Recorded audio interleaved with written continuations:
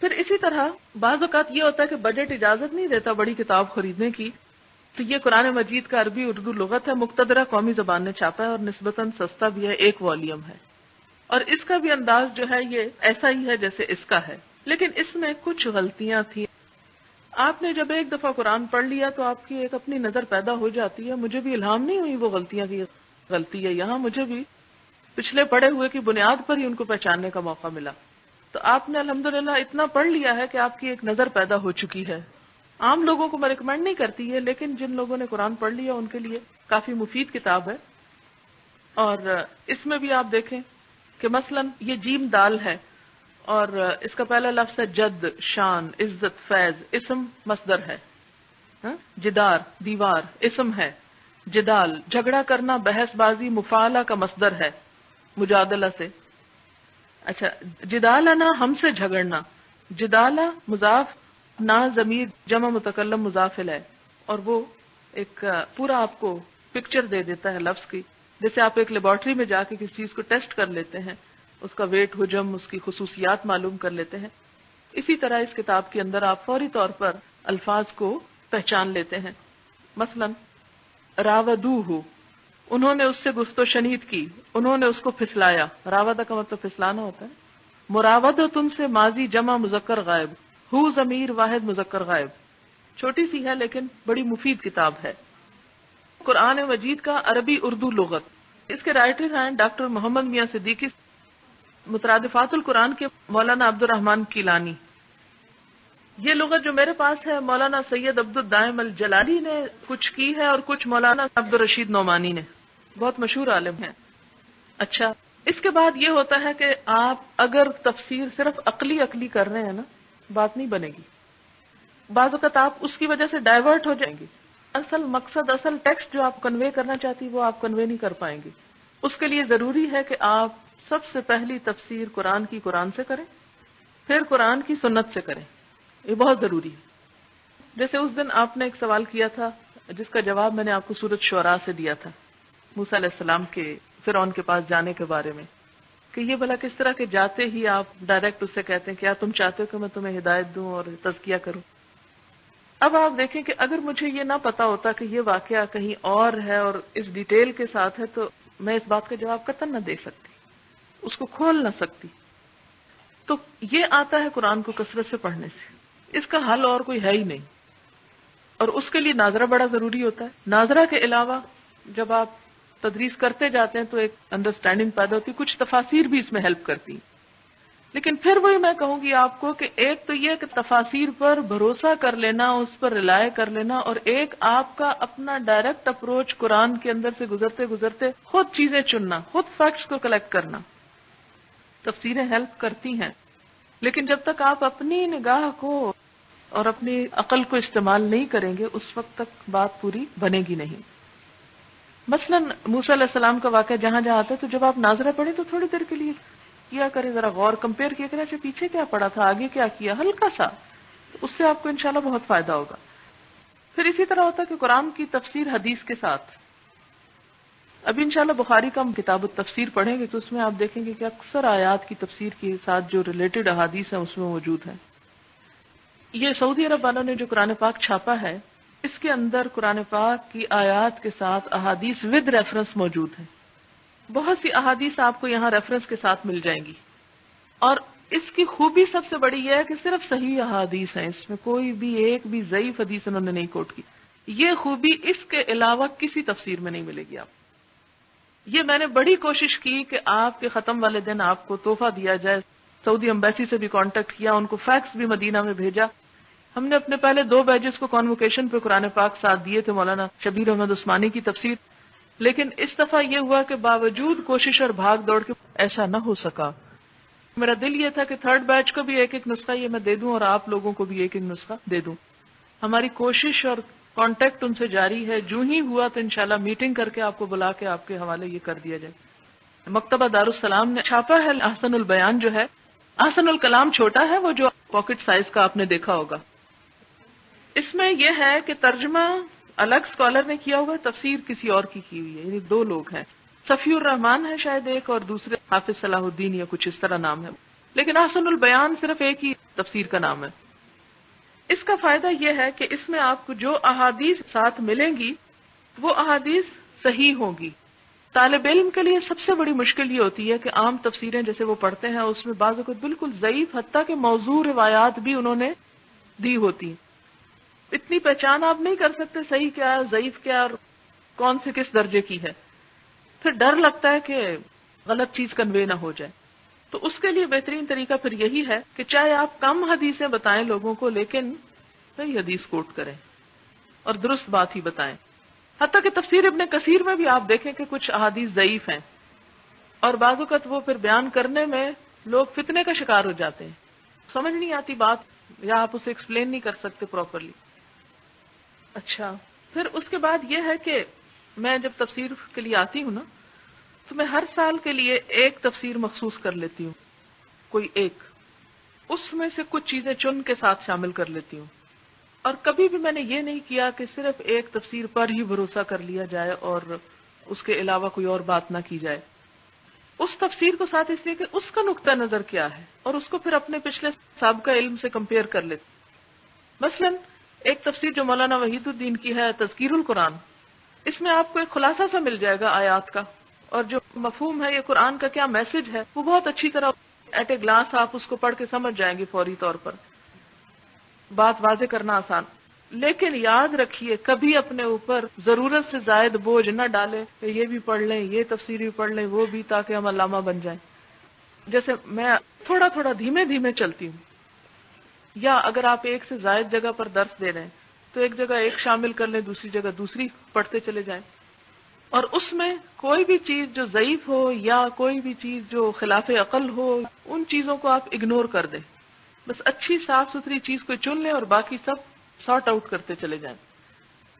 عموماً لوگ ہم سے یہ سوال کرتے ہیں اچھا آپ کون سی تفسیر کہتی ہیں کہ پڑھنی چاہیے، یا اسٹوڈنٹس اپنے بھی پوچھتے ہیں اچھا ہم کس تفسیر سے تیاری کریں. آپ کے پاس 2-3 تفسیریں تو ہوں اس میں سے ضروری باتیں آپ نے لی ہوں لیکن کبھی بھی صرف ایک تفسیر کا 100% آپ آگے بیان کرنے کی کوشش نہ کریں. دوسری بات ہے کہ اس میں تعصب نہ برتیں کہ یہ فلانے فقہ کی ہے یہ فلانے مولانا حضرات کی ہے یا فلاں مکتبہ فکر کی ہے یا فلاں گروہ کی ہے، اور نہیں، جو مرضی کوئی ہو، کوئی بریلوی ہو یا دیوبندی ہو یا کوئی تصوف والے ہوں یا کچھ. جب آپ نے لفظی ترجمہ پڑھ لیا تو اللہ تعالیٰ نے آپ کے اوپر سمجھ کا دروازہ خود بھی کھول دیا کہ قرآن کی روح کیا کہتی ہے. سال میں اتنا تو انسان کو اندازہ ہو جاتا ہے قرآن ہم سے چاہتا کہ ہمیں کیا بنانا چاہتا ہے، تو خود اللہ تعالیٰ آپ کو پہچان دیتے ہیں. یہ بالکل ایسا ہی ہے کہ جیسے کسی بھی اوریجنل چیز کی اگر آپ کو پہچان ہے، مثلا یہ پین ہے یہ اس پہ لکھا ہوا ہے میڈ ان جاپان، تو آپ اس کی ساخت اس کی شکل اس کے سائز اس کے رنگ اس کے سٹائل سے پہچان جائیں گے. پھر اگر اس کی نقل کہیں آپ کو ملے گی تو آپ فوراً کہیں گے کہ نہیں یہ نقل ہے یہ اصل نہیں ہے. بالکل یہی معاملہ ہوتا ہے کہ جب لفظی ترجمے کے اس 1 سالہ پروگرام سے آپ گزر جاتے ہیں تو سب سے بڑا فائدہ آپ کو یہ ہوتا ہے دین کی روح سے آپ کو شناسائی ہو جاتی. پھر جب آپ کچھ بھی پڑھتے ہیں تو آپ مسکرانے لگتے ہیں کہ یہ شخص کہاں سے پھسلا ہے کدھر کو جا رہا ہے، یہ مقصود نہیں ہے قرآن کا. اور سب سے بڑی بات یہ کہ اللہ تعالیٰ سے تعلق اور دعا کہ اللہ تعالیٰ ہمیں تو سیدھے رستے پر رکھنا اور کہیں بھٹکنے لگے تو خود سے ہمیں سیدھا کر دینا. تو یہ تو تھا مٹیریل وائز. اب ایک ہو گئی آپ کی ہفتہ وار کلاس جو بڑی ہی اہم ہے عام پبلک کے لیے، ایک ہو گئی آپ کی انڈیویجول ٹیچنگ، ایک ہو گئی آپ کی ڈیلی کلاسز جس کے لیے یہ سارا مٹیریل آپ تعلیم کے لیے استعمال کریں گے، تفسیریں بھی، ڈکشنریز بھی، احادیث بھی. اچھا ایک اور کام ساتھ رکھیں کہ اس کے علاوہ آپ کوئی رسالہ کوئی کتاب اپنے مطالعے میں ضرور رکھا کریں. بیڈ ٹائم پہ لیٹتے وقت آپ سونے سے پہلے 1 یا 2 باتیں کوئی عام کسی بھی انٹرسٹ کی موضوع کی کتاب، کوئی سائیکالوجی کی کتاب ہے، کوئی اور جو بھی آپ کا انٹرسٹ ہے اپنے انٹرسٹ کے مطابق، کوئی لٹریچر آپ پڑھتے ہیں کسی بھی خاص اینگل سے، یعنی ہر ایک شخص کا ایک ٹیسٹ ہوتا ہے نا، مختلف ٹیسٹ کی چیزیں آپ پڑھتے ہیں، وہ آپ پڑھنے کی ہیبٹ اپنی ریڈنگ کی وہ ضرور قائم رکھیں. اس کا فائدہ پتہ کیا ہوتا ہے، وہ آپ کا ایک طرف پڑھا ہوا ہوتا ہے، اس کے ساتھ جب آپ قرآن پڑھتے ہیں پھر آپ پڑھانے بیٹھتے ہیں تو وہ چیزیں اس کو زندگی دیتی ہیں، ریلیونٹ کر دیتی ہیں روزمرہ چیزوں سے. اور یہ ریلیونسی جو ہے یہ بڑی ضروری ہے. اگر آپ تعلیم جسٹ برائے تعلیم دے رہے ہیں تو اس کا فائدہ کچھ نہیں. اگر آپ اس کو عام زندگی سے ریلیٹ کر رہے ہیں، مثلا شاعری کا شوق ہے آپ کو، آپ اس میں اچھے شعر نکال کے آپ انتخاب کریں اور آپ تفسیر پہ ساتھ ساتھ لکھتے جائیں. اگر آپ کو سائنس کے کچھ فیکٹس پڑھنے کا شوق ہے تو اس میں دیکھیں، فکشن ہے، کچھ ہے، جو بھی آپ پڑھتے ہیں اس میں سے وہ چیز جو ہے ساتھ ساتھ آپ ریلیٹ کریں. اچھا، ایک اور کام جو میں اپنی تفسیر میں ساتھ کرتی ہوں وہ یہ ہے کہ مثلاً آپ یہاں پر دیکھ رہے ہیں کہ یہ ایک یلو کلر استعمال ہوا ہے، یہ ریڈ ہوا ہے، یہ نیلا ہوا ہے بیچ میں، یہاں پر یہ سرخ لائنیں لگی ہوئی ہیں، کہیں آپ کو یلو نظر آئیں گی، کہیں آپ کو گرین نظر آئیں گی، یہ رنگا رنگی. یہ چیز جو ہے یہ اپنی سوچ کو کنٹرول کرنے میں بڑا فائدہ دیتی ہے. مثلاً جب میں نے پچھلے سال تفسیر پڑھی تو مجھے یہ ریڈ نقطے جو ہیں یہ زیادہ اہم لگے، اس سال پڑھے تو وہ irrelevant لگے، یہ زیادہ اہم لگے. اچھا، اسی طرح ایک دفعہ پڑھا تو یہ جیسے یہ یلو ورڈز ہیں، ان کو میں نے تفسیر میں دیکھا، اگلی دفعہ پڑھا تو کچھ اور ورڈ مسنگ تھے اس کی جیسے وضاحت اس میں لغات میں یا کہیں اور، پھر ان کو ہائی لائٹ کر دیا. پھر اسی طرح میں یہ کرتی ہوں کہ جیسے یہ قرآن کی میوزک والی بات ہے، یہ آخری پاروں میں ایسے ہی ورقہ ڈالا ہوا ہے، جہاں مجھے فیلنگ آ گئی کہ آج ردم فیل ہو رہا ہے وہیں ورقہ نکالوں گی اور پڑھ کے سنا دوں گی. ٹھیک ہے، یعنی یہ کسی خاص آیت سے متعلق نہیں ہے، آخری صورتوں میں بہت ردم ہے، اور جہاں وہ ردم محسوس ہونے لگے وہاں آپ لوگوں کو توجہ دلائیں.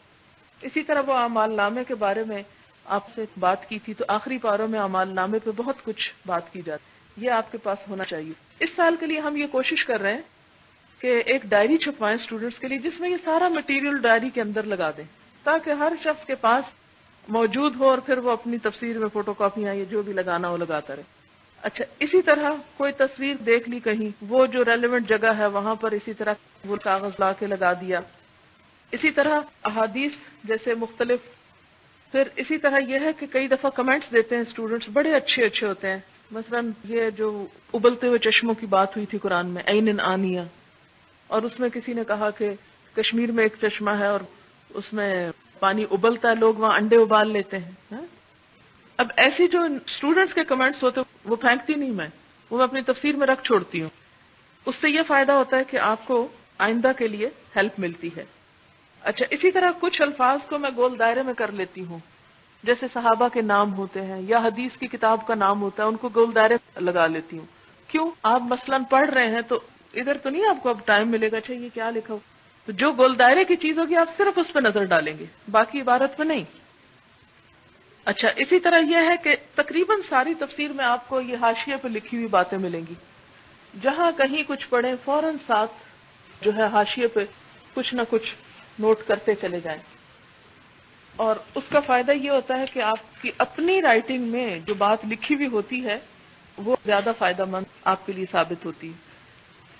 پھر اسی طرح یہ یلو چٹس جو ہیں یہ بڑا فائدہ دیتی ہیں. میری اس تفسیر میں نسبتاً کم ہے لیکن پچھلی تفسیریں میری بھری پڑی ہیں ان یلو کاغذوں سے. یہ جو سٹک کرتے ہیں نا، یہ اس کا بڑا فائدہ ہوتا ہے.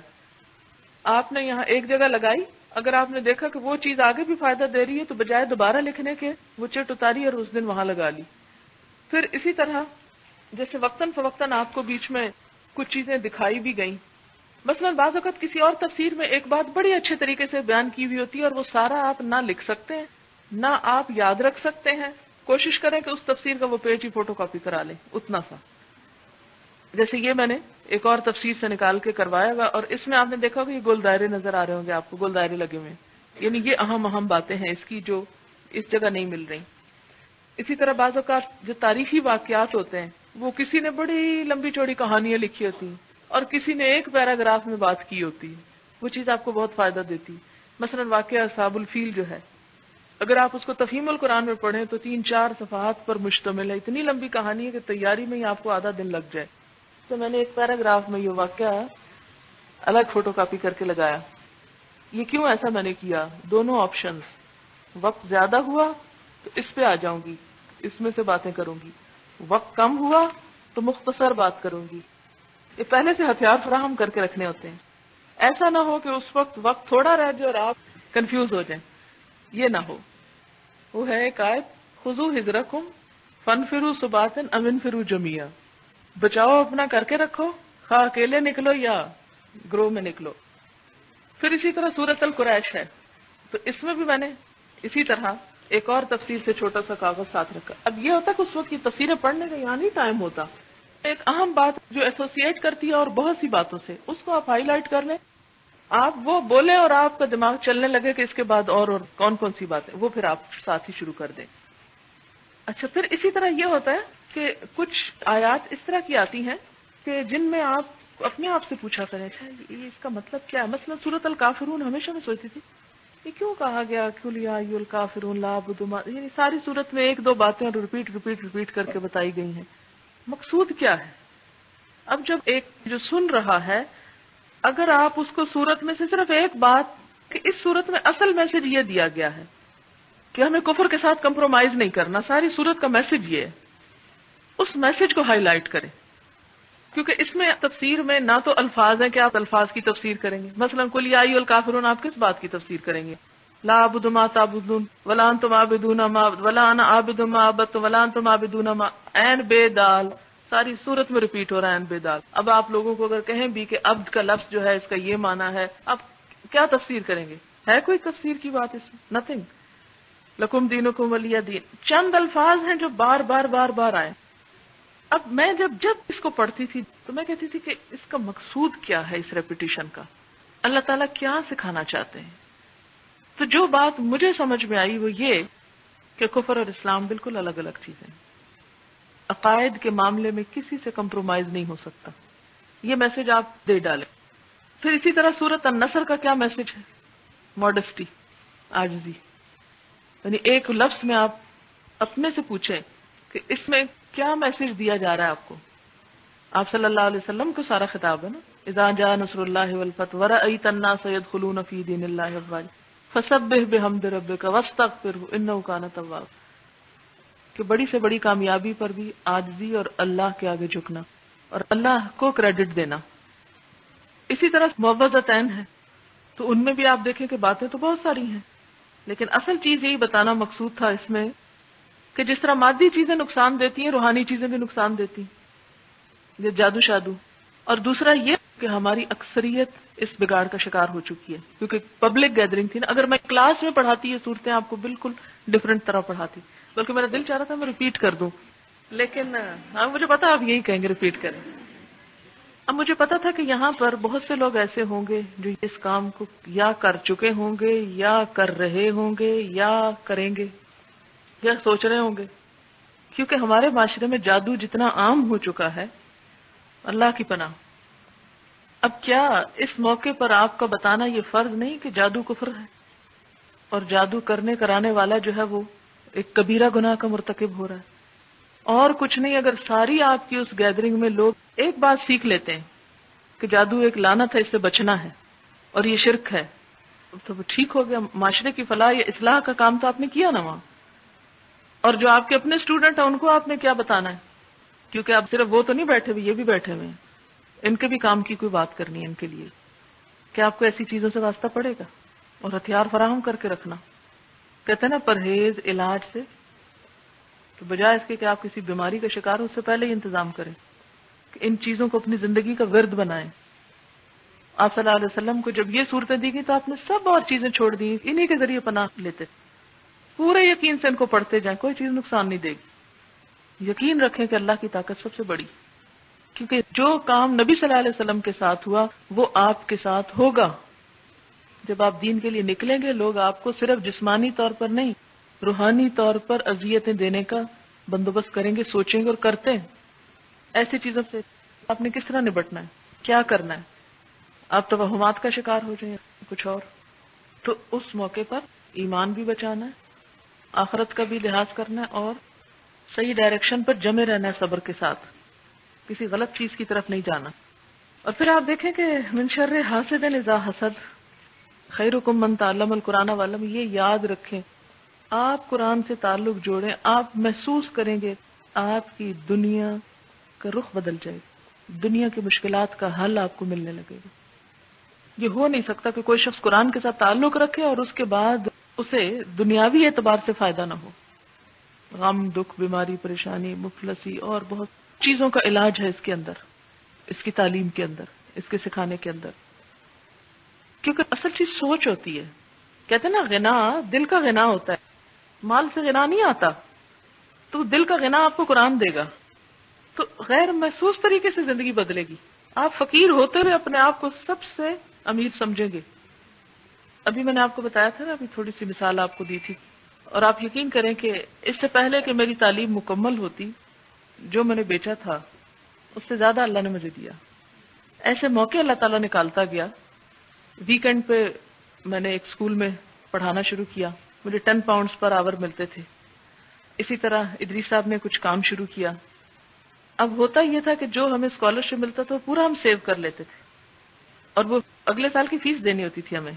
وہاں کی فیسیں بہت زیادہ ہوتی، اور ہم اپنے روزمرہ کا گزارا ان ویکینڈ کے کام سے کیا کرتے تھے.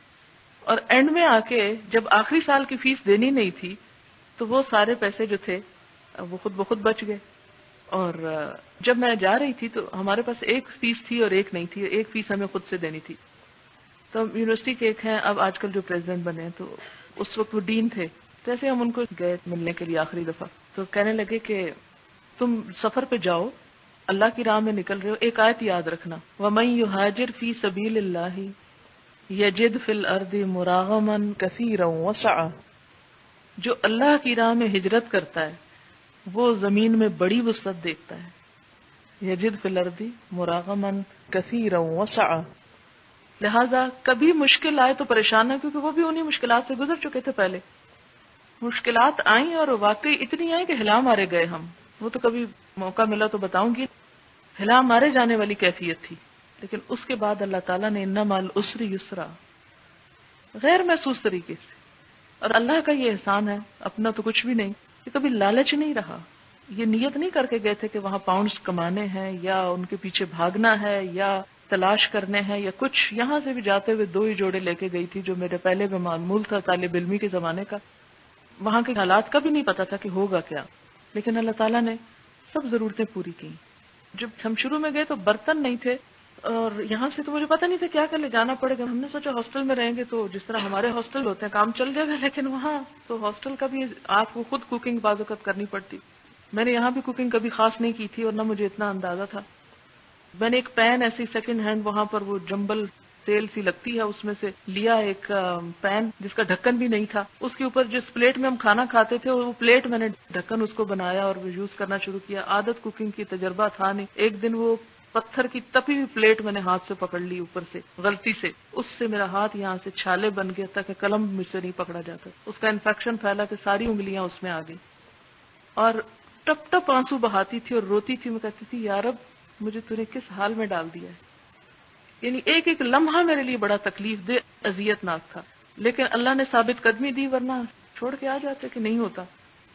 یہ آپ یقین رکھیے، اللہ تعالیٰ کا یہ وعدہ ہے کہ جب آپ اس کے کام کے لیے نکلتے ہیں نا تو ساری ضرورتیں پوری کرنا اس کا ذمہ ہو جاتا ہے. 1 سال سے آپ الہدا کے اندر ہیں اور پچھلے بھی کچھ لوگ موجود ہیں. اب یہ بتائیں کہ ہم نے آپ سے کتنی دفعہ کیا مانگا؟ آپ بتا سکتے ہیں کیا لیا آپ سے؟ اور الحمدللہ اس سال میں اللہ تعالیٰ نے ایف8 میں الہدا کو ایک بہت بڑی جگہ بھی عطا کی. بہت دفعہ لوگوں نے مشورہ دیا کہ آپ فلاں جگہ پر خط لکھیں، فلاں سے مدد مانگیں، فلاں کریں، لیکن اللہ تعالیٰ خود بخود پوری کرتا چلا جاتا ہے. اسی طرح جیسے اب یہ فنکشنز ہوتے ہیں، کھانے پینے کے جہاں معاملات ہوتے ہیں، یہ ایک محاورہ بھی ہے نا کہ یہ سب کھانے پینے کا چکر ہے. یہ محاورہ مجھے بڑا تکلیف دیتا ہے کہ کھانے پینے کا چکر. اسی وجہ سے پہلے دن سے ہی الہدا کا جو کھانے پینے کا کام ہے نا وہ بالکل الگ ہے. اس کا اصل مین ڈونیشن یا فنڈ سے قطعاً کوئی تعلق نہیں کہ اگر کوئی شخص ڈبے میں کوئی ڈال گیا ہے یا ویسے کچھ دے گیا الہدا کے لیے تو ہم اس کو لگا لیں کھانے پینے پہ. سوال ہی پیدا نہیں ہوتا. نہیں ہے تو نہیں کریں گے، کوئی بات نہیں. جو پیسہ جس مقصد کے لیے اسی بجٹ کے اندر رہ کے کریں گے. اور الحمدللہ ہم سوچ رہے ہوتے ہیں اللہ تعالیٰ خود پوری کر دیتا ہے. لوگ خود آ جاتے ہیں، اچھا ہم یہ کرنا چاہتے ہیں. انسان سوچ بھی نہیں سکتا. اب مثلا میں چھوٹی سی مثال دیتی ہوں کہ میں نے کپس منگوائے ابھی چائے کے لیے، کہ ہر دفعہ ہم بازار سے لیتے ہیں، کبھی پیپر کپس لیتے ہیں تو وہ بہت مہنگا پڑ جاتا ہے تو ہم خرید ہی لیتے ہیں کچھ، اور پچھلے جو تھے وہ ختم ہو گئے ہیں. اچھا کپس منگوائے، جنہوں نے لا کر دیے، خرید کر جو لائے، تو میرے دل میں بہت جذبات تشکر تھے کہ انہوں نے ہمارے لیے اتنی محنت کی، بازار مارکیٹ پھری، دیکھا، اٹھایا سامان، وقت لگایا، سب کچھ. تو میرا دل چاہتا ہے میں ان کا شکریہ ادا کروں نا، اور دل سے کروں، اور ان کے لیے دعا بھی کروں کہ اللہ تعالیٰ ان کو جزائے خیر دے. اور یہ کوئی تکلفاً نہیں تھا یا کوئی رسماً نہیں تھا، لیکن دل سے تھا. کیونکہ قرآن پاک میں کیا آتا، خذ من اموالہم صدقۃ تطہرہم وتزکیہم بہا وصلی علیہم، ان کے لیے دعا کرو. قرآن کا یہ اخلاق ہے. یعنی آپ کو پتا نا، صدقہ حضور صلی اللہ علیہ وسلم کی ذات کے لیے تو حرام تھا، لیکن خذ من اموالہم صدقۃ، لو لیکن ساتھ دعا دو. تو میں نے ان کا صرف شکریہ ادا کیا، اور یہ کپ آ چکے تھے، پیمنٹ ہو چکی تھی، سب کچھ ہو چکا تھا. میں نے صرف ان کا شکریہ ادا کیا، ان کا اللہ تعالیٰ آپ کو جزائے خیر دے، آپ نے بہت ہمارا کام آسان کر دیا، اور انشاءاللہ آپ کے لیے بھی یہ صدقہ جاریہ ہوگا کہ جس مقصد کے لیے استعمال ہوں گے. تو پتہ نہیں ان کے دل میں کیا آئی، تو اگلے دن انہوں نے اس کی جو پیمنٹ تھی وہ ساری واپس بھیج دی کہ نہیں، یہ میری طرف سے الہدا کے لیے ڈونیشن ہے، کہ مجھے بھی اس کام میں ثواب ملے گا. اب آپ دیکھیں کہ ایک میں یہ سوچتی، ایک لالچ رکھتی کہ ان کو اللہ نے دیا ہے تو ان کو میں کہتی ہوں کہ وہ الہدا کو کب خرید دیں. ایک پاسبلٹی تھی نا، لیکن ایک دفعہ بھی میرے ذہن میں یہ خیال نہیں آیا کہ میں ان سے کہوں کہ وہ خرید کے دیں، وہ ڈونیشن دیں، یا ان کا بھی حق بنتا ہے، یا ان کو بھی دین کے لیے کچھ کرنا چاہیے اور وہ کیوں نہیں کرتے. نعوذ باللہ، کوئی ایسی بات نہیں. کیا کسی کا یہ احسان کم ہے کہ کوئی آپ کی مدد کر دیتا ہے، کوئی چیز آپ کو خرید کر لا دیتا ہے، چاہے آپ ہی کے پیسے ہوں. تو کسی کا جو احسان ماننا ہوتا ہے نا، یہ بھی بہت فائدہ دیتا ہے انسان کو دین کے کام میں. جو آپ کے ساتھ تعاون کر رہے ہیں، یا جو آپ کے مددگار ہیں، یا کسی بھی طرح آپ کا کچھ کرتے ہیں، تو کوشش کریں حتی الوسع کہ ان کا کسی نہ کسی انداز میں شکریہ ضرور ادا کریں. یہ الگ بات ہے کہ جو کام بڑھتے جاتے ہیں، ذمہ داریاں بڑھتی جاتی ہیں، تو انسان بعض اوقات ہر ایک کا شکریہ ادا نہیں کر پاتا. لیکن اگر موقع مل گیا ہے اور اس وقت میں آپ کوئی اور بات بھی کر سکتے ہیں، لیکن اگر کسی کا احسان ہے تو آپ اس احسان کا ذکر کر دیں. اور پھر جیسے ہم دین کے لیے جب تبلیغ کرنے کے لیے نکلتے ہیں تو ہم لوگوں کے حریف بن کے نہ نکلیں، یا ان پر الزام تراشیاں کرتے ہوئے مت نکلیں، یا ان کو ہم سنانے کے لیے یا تانا زنی کرنے کے لیے مت نکلیں کہ اچھا یہ آگے آج میرے قابو میں ہے تو اس کو وہ سناؤں، کہ نہیں. تو جب آپ کسی کے لیے خیر خواہی کے ساتھ نکلیں گے، آپ کے دل میں کسی کے لیے برائی نہیں ہے، آپ دوسروں کی چیزوں کو اگنور کرنے والے ہیں، تو سَيَجْعَلُ لَهُمُ الرَّحْمَنُ وُدًّا، اللہ تعالیٰ ان کے لیے دلوں میں خود بخود محبت پیدا کر دیں. اچھا، ایک اور چیز یاد رکھیے کہ بعض اوقات لوگ منفی باتیں آپ کے بارے میں کر کے آپ کو ڈسٹرب کریں گے، پریشان کریں گے. اس کو کبھی خاطر میں نہ لائیں. منفی باتیں کریں گے، ویسے تو بڑی تبلیغ کرتی پھرتی ہے، اور فلانا کام اس کا ایسے ہے، ڈمکانا کام ایسے ہے. جب بھی کوئی تنقید کرے آپ سوچیں، اچھا اپنے آپ سے آنےسٹلی پوچھیں، ہوں نا میں ایسی؟ اور اگر دل کہے تو دل کا وہ جواب سنیں، اگر ہے تو اپنے آپ کو درست کر لیں، اور اگر نہیں ہے تو اطمینان رکھیں. کیا اللہ کے رسول صلی اللہ علیہ وسلم پر الزام تراشی نہیں ہوئی تھی نا؟ آپ کا کیا ری ایکشن ہوتا تھا، بتائیں گے آپ مجھے؟ جب آپ کو جادوگر کہا جاتا تھا، ساحر کہا جاتا تھا، شاعر کہا جاتا تھا، کاہن کہا جاتا تھا، آپ کیا کرتے تھے جواب میں؟ اس کی تردیدی بیانات، خاموشی سے اپنا کام کرتے جائیں. لوگ آپ کو کہیں گے کوئی فائدہ نہیں ہے آپ کو یہ سارے درس چرچ کرنے کا، اتنی خرابی ہے معاشرے میں، کوئی اصلاح نہیں، بلا آپ کے کام کرنے سے کیا فائدہ ہو جائے گا؟ قطعاً نہ سنیں. لا تطع منہم آثما او کفورا، جو خود کچھ نہیں کرتے آپ کو بھی نہیں کرنے دینا چاہتے. آپ اخلاص کے ساتھ اپنی خیر خواہی جاری رکھیں. بعض اوقات لوگ آپ کو مس انڈرسٹینڈ کرتے ہیں، وہ سمجھتے کہ شاید آپ کی کوئی اس میں مفاد ہے، مصلحت ہے، یا کچھ اور ہے، اس لیے آپ نکلے. لیکن جب آپ کو پتا ہے کہ آپ اس لیے نہیں نکلے تو آپ کو کس بات کا ڈر؟ ہاں، پھر یہ احساس نہ لوگوں کو دلائیں کہ آپ گناہگار ہیں اور ہم پرہیزگار ہیں، آپ جہنمی ہیں اور ہم جنتی ہیں. صیغہ کون سا استعمال کریں گے؟ شکر ہے، مصنوعی طور پر یا حقیقی طور پر؟ حقیقی طور پر، مصنوعی طور پر نہیں. یہ نہیں کہ لوگوں کو ظاہر کرنے، یہ جو ہم لوگوں پہ ظاہر کرتے رہتے ہیں نا، اللہ تو جانتا ہے نا. لوگوں کو آپ دھوکہ دے سکتے ہیں، اللہ تعالیٰ کو دے سکتے ہیں. اسی طرح جو مختلف دینی جماعتیں ہیں ان پہ تنقید و تبصرہ نہ کریں. کوئی آپ سے رائے لینے کی کوشش کریں تو کہیں کہ بس اللہ تعالیٰ نے ہر ایک کو مختلف ذہن دیا، اپنی اپنی سوچ کے مطابق کام کر رہے ہیں، دین کا کام ہی کر رہے ہیں نا، کوئی برا تو نہیں کر رہے. وہ اپنا کر رہے ہیں، آپ اپنا کریں. جو آپ کو صحیح طریقہ لگا آپ اس کے مطابق کریں. کیونکہ جب دین والے لوگ دین والوں کی مخالفت شروع کر دیتے ہیں تو دین ڈھانے کا سبب بنتے ہیں. مذاق نہ اڑائیں. جو ان کی اچھی باتیں، ان کی اچھی باتوں کا ذکر کریں کہ فلاں شخص میں، فلاں جماعت میں، فلاں گروہ میں یہ بڑی اچھائی ہے، بڑی خوبی ہے، ہمیں یہ خوبی اپنانی چاہیے. اور اگر کوئی ان کے اندر کمزوری ہے یا کمی ہے تو کہیں ہاں ٹھیک ہے یہ نہیں ہونا چاہیے، لیکن اب ہم کیا کہہ سکتے ہیں، یہ تو انہیں کو پتا ہوگا وہ کیوں کر رہے ہیں۔ بعض اوقات لوگ مجھ سے سوال کرتے ہیں اچھا فلاں جماعت جو ہے یہ کیوں کر رہی ہے۔ مجھے کسی نے خط لکھا، یہ جماعت اسلامی کا سالانہ اجلاس ہو رہا تھا، خط مجھے لکھا اور اس میں یہ لکھا کہ قاضی صاحب سے آپ پوچھیں کہ وہ اپنے اس جلسے کے لیے درخت کیوں کٹوا رہے ہیں، انوائرنمنٹ کیوں خراب کر رہے ہیں، اور اس قسم کی بہت سی باتیں کہ آپ ان سے یہ کہیں، آپ ان سے یہ کہیں۔ خیر چونکہ خط تھا اس لیے، لیکن میں نے اپنے دل میں یہ سوچا تھا کہ اگر میری ان سے ملاقات ہوگی جنہوں نے مجھے خط بھیجا اور یہ ساری باتیں کہی ہیں قاضی صاحب کو کہنے کے لیے، تو میں کہوں گی کہ بجائے اس کے یہ خط آپ مجھے بھیجتی ادھر ہی بھیج دیتی تو زیادہ اچھا تھا۔